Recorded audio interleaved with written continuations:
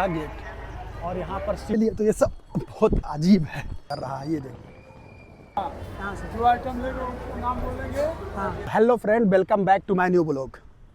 तो दोस्तों, ऋषिकेश का ये मेरा दूसरा ब्लॉग है। पहला ब्लॉग तो मेरा जर्नी का मथुरा से ऋषिकेश का, और हमारा होटल वो रहा पहाड़ियों के बिल्कुल नीचे। और वहाँ पर कल हम लोग ट्रैकिंग करने वाले हैं। वो मंदिर देख रहे हैं ना मेरे साइड में, वहाँ पर हम लोग कल ट्रैकिंग करके जाने वाले। इस वाले रूट में सुबह ना हो या शाम आओ, लेकिन भीड़ हमको बराबर मिलती रहती है। जिस दिन आओगे ना उसी दिन थोड़ा सा प्रॉब्लम होगी। एक दिन रुकोगे तो आपको सारे रास्ते रूट वगैरह समझ में आ जाते हैं, और उसके बाद आप बड़े आराम से पैदल वॉक करते हुए घाट हुआ, परमार्थ निकेतन हुआ या फिर गीता भवन हुआ, आराम से जा सकते हो। पर्सनली अगर मैं अपनी फीलिंग बताऊँ तो यहाँ का मौसम मुझे बहुत अच्छा लगा। फिर पहले अभी बारिश हुई है और तुरंत घाम हो गया, मौसम नॉर्मल हो गया। ठंडी और गर्मी दोनों मिक्स करके रहता है, ऐसा नहीं कि बहुत ज़्यादा ठंडा है। तो ये वाला सब हिस्सा है ना, इस पे जो साधु संत आते हैं इधर उधर से, जिनको रूम वगैरह नहीं मिल पाता, वो लोग यहीं पर अपना बैठे रहते हैं या फिर सोए रहते हैं। ये देखो महाराज जी के साथ भोजन कर रहा है। ये देखो क्या यार, ये वाला आश्रम रात को इन लोगों के काम आता है। जैसे जब बारिश होने लगती है तभी वो लोग यहाँ पर चले जाते हैं, नहीं तो इनको यहीं पर सोना है। खड़ी चढ़ाई है, अगर आप उधर से आते हैं, हम लोगों को ऊपर से जाना है तो ये ज़्यादा प्रॉब्लम नहीं हो रहा है। इसलिए तो ये सब बहुत अजीब है, क्योंकि मुझे दौड़ना पड़ेगा। इन गलियों की अपनी एक खूबसूरती है। चारों तरफ ये जो यहाँ के ऊनी कपड़ों से बैग वगैरह बनाया जाता है वो है। और ये रही स्कूटी जिसे आप बुक कर सकते हैं। परमार्थ निकेतन घाट है या फिर कौन सा घाट है, स्वर्गा आश्रम के पास मैं आ चुका हूँ। और यहाँ से मुझे अंदर जाना है। ये बच गया, पता नहीं कौन सा झूला है यार, इसके बारे में मुझे जानकारी नहीं है। किसी से पूछूंगा तब मैं आपको बताऊंगा। और ये रही गंगा आरती। चारों तरफ वादियों को देखते हुए इस व्यू को एंजॉय करते हैं। और अब मैं चलने वाला हूँ वहाँ पर जहाँ पर आरती वगैरह हो रही है। ये आरती वाला हिस्सा ये रहा। बाकी हवा जो बहुत ठंडी है, ऐसा लगता है जैसे मैं शिमला में हूँ।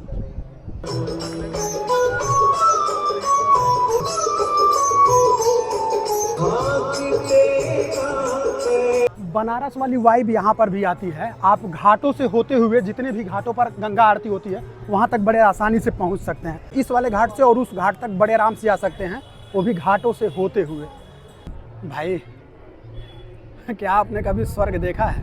अब हम चलेंगे परमार्थ निकेतन वाले गेट पर, क्योंकि वो वाला जो गेट का हिस्सा है ना मुझे बहुत अच्छा लगता है। मैं रील वगैरह या वीडियो वगैरह मुझको देखता था तो मेरा मन करता था कि मैं कब यहाँ पर पहुँचूँगा, लेकिन अभी हम लोगों को पूछना पड़ा कि परमार्थ निकेतन कहाँ पर है। जो मैं टारगेट लेके निकलता हूँ ना सुबह से कि मुझे यहाँ जाना है, मैं उसके चक्कर में हमेशा रहता हूँ कि किसी भी हाल में मैं वहाँ तक पहुँच जाऊँ। धार्मिक स्थल पर जाओ ना, शाम को उन गलियों में जो रस मिलता है, सब लोग अध्यात्म से डूबे हुए रहते हैं।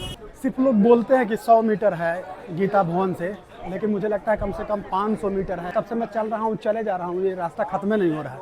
मार्केट एक वगैरह रहता है ना, जिसमें मतलब जो थैला वगैरह रहता है वो साधु महात्मा के लिए या फिर लड़की वगैरह के लिए जो रखते हैं, बहुत अच्छा लगता है। मतलब गजब उनके डिजाइन वगैरह से बनाए रहते हैं, जैसे लगता है ये लोग हाथ से खुद बनाते हैं। ये देखो ये सब टोटल। ये देखो आश्रम के सामने आ चुका हूँ। ये रहा इस तरफ आश्रम, और आपको दूसरी तरफ मिलेगा ये गंगा घाट का गेट। और यहाँ पर शिव जी की है सबसे बड़ी प्रतिमा सब। और आपको अगर रूम वगैरह चाहेगा तो इसमें आइएगा, लेकिन आपको रूम मिलेगा नहीं। जो गंगा घाट के बिल्कुल समीप है, और इसी रास्ते से होते हुए आप गंगा घाट जाइएगा। गंगा आरती चल रही है, जिसकी वजह से बहुत ज़्यादा भीड़ है, क्योंकि हम लोगों को आने में थोड़ा सा लेट हो गया कि हम लोग ज़्यादा समय उस वाले आश्रम पर बिता दिए। मैं तो आपसे कहूँगा कि भैया सबसे पहले आप परमार्थ निकेतन आश्रम आइएगा, उसके बाद ही आप कहीं जाइएगा। वो कौन सा झूला है? जानकी झूला। ये राम झूला और लक्ष्मण झूला कहाँ पर है? राम झूला इधर के आगे की साइड है। यही वाला जो अभी फर्स्ट में था, लक्ष्मण। थैंक यू भाई। सोनू लूटन ब्लॉग इंस्टाग्राम पे शॉर्ट वीडियो बनाते हैं। सोनू लूटन ब्लॉग्स। जब आप किसी काम को इनकम से जोड़ते हैं ना, तब आप उस पर मेहनत करते हैं। अगर आप उसको फैशन के लिए, तब फिर आप ध्यान नहीं दीजिएगा।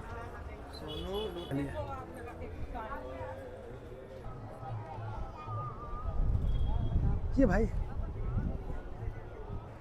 एक बात तो मैं आप लोगों से दावे के साथ कह सकता हूँ, यह प्लान जो भी मैंने अपने जीवन में लिया है भारत यात्रा का, ये मेरे जीवन का सबसे अच्छा फैसला है। आज मैं होटल में ना खा के गीता भवन में खाऊंगा। 50 रुपया पर प्लेट दिया जाता है, अगर बाइक वाले कुछ टाइम के लिए रुक जाते ना, जैसे मतलब शाम को जिस प्रकार से बनारस में प्रशासन वगैरह सबको रोक देती है, तो इतनी ज़्यादा भीड़ और इतना ज़्यादा प्रॉब्लम नहीं होती। महाराज जी गीता प्रेस में आए हुए हैं, भगवत गीता का एक किताब लेना था उनको ताकि जेब में कैरी कर सके आराम से। तो हिंदी अनुवाद के साथ में चाहिए ताकि अच्छे से समझा जा सके, तो महाराज जी ने वो ले लिया। मतलब जिन भाषाओं में आप लेना चाहिए, देखो तमिल या तेलुगु कौन सी भाषा, मतलब जितनी भाषाओं में आप लेना चाहें, गीता प्रेस की यही सबसे बड़ी खूबसूरती। सदियों से लगे हैं इसी काम में, और ये समझो कि इनका ये जो किताब है बेनिफिट नहीं आता, डोनेशन पर ही गीता प्रेस चल रहा है। जो ये मिनिमम लेते हैं किताब, जैसे मतलब इस किताब का जो मिनिमम चार्ज लेते हैं उससे इसकी छपाई तक नहीं आती। इसको छप के ये लोग 20-25 रुपये में दे देते हैं। हाँ, ये है श्रीमद् भगवद गीता सातक संजीवनी बाय स्वामी राम सुखदास जी। दुनिया में आप लेगा ना जितना भी भगवद गीता है, उसमें आप बेस्ट 5 सेलेक्ट करेंगे, उसमें एक ये हो जाएगा। इतनी बढ़िया कमेंट्री दिया हुआ है इसमें। गीता भवन में भोजन करने के लिए, और यहीं पर भोजन करेंगे। देखिए ग्राउंड पर लोग रूम के लिए बैठे हैं और मैं भोजन करने के लिए अंदर जा रहा हूँ। ये बहुत भीड़ है। उसको हम लोग गीता भवन में भोजन नहीं किए, ज़्यादा लंबी लाइन में लगना था, तो हम लोग सोचे कि चलो आज यहाँ छोड़ देते हैं। तो मैं यहाँ पर खाना खाने वाला हूँ, चोटी वाला रेस्टोरेंट पे, शुद्ध शाकाहारी। के लिए टोकन कटवाना पड़ेगा। कहाँ से कहाँ से? यहाँ से जो आइटम लेंगे उसका नाम बोलेंगे। हाँ, उस हिसाब से कोई स्पेशल थाली वगैरह नहीं है? हाँ सब कुछ है, जो बोलेंगे। बहुत जल्दी ऋषिकेश सो जा रहा है। मतलब घाट की तरफ तो लोग बैठे हैं, लेकिन जैसे ही आप कॉलोनी की तरफ बढ़िएगा जहाँ होटल वगैरह है, बिल्कुल शांत हो जा रहा है। यहाँ पर देखा जाए तो आश्रम बहुत ज़्यादा है। आश्रमों का कॉन्सेप्ट मेरे समझ में नहीं आता कि सभी में है तो कि 1000-2000 सभी में रूम है, किसी में 500 रूम है, लेकिन यहाँ पर रहने की जगह किसी को जल्दी नहीं मिलती। ये मेरे समझ में नहीं था कि कौन लोग रहते हैं, कैसे फुल हो जाता है और कब इनकी बुकिंग होती है। हो सकता है आगे चल के समझ में आए, या आप लोगों में से किसको समझ में आए तो कमेंट करके बता दीजिएगा। ये सभी लोग जो बाबा की नगरी में हैं, लेकिन इन्हें रहने के लिए आश्रम में कोई जगह नहीं मिली है। ये बारिश हो या पानी हो, कुछ भी हो, ये यहीं पर रहने वाले।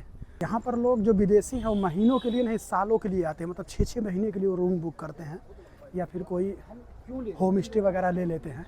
और यहाँ पर विदेशी सैलानी बहुत ज़्यादा है। और मैं जिस मोहल्ले में रहता हूँ यहाँ पर तो बिल्कुल आप देख रहे होंगे, यहाँ पर जो रेस्टोरेंट वगैरह है ना, सब इन्हीं लोग के हिसाब से बनाया गया है। यह लोग जो खाते हैं, जिस प्रकार से रहते हैं, उसी प्रकार से सब चीज़ें बना दी गई हैं। ऐसा लग रहा है जैसे किसी यूरोप के कंट्री में आ गया हूँ, और ये सभी यूरोपियों के बीच में मैं अकेला इंडियन फंस गया हूँ। बड़ी मेहनत करते करते मैं अपने होटल में आ गया, और आज का मेरा ब्लॉग यहीं पर समाप्त होता है। कल मिलते हैं एक बार फिर से। तब तक आप सभी लोगों को हर हर महादेव।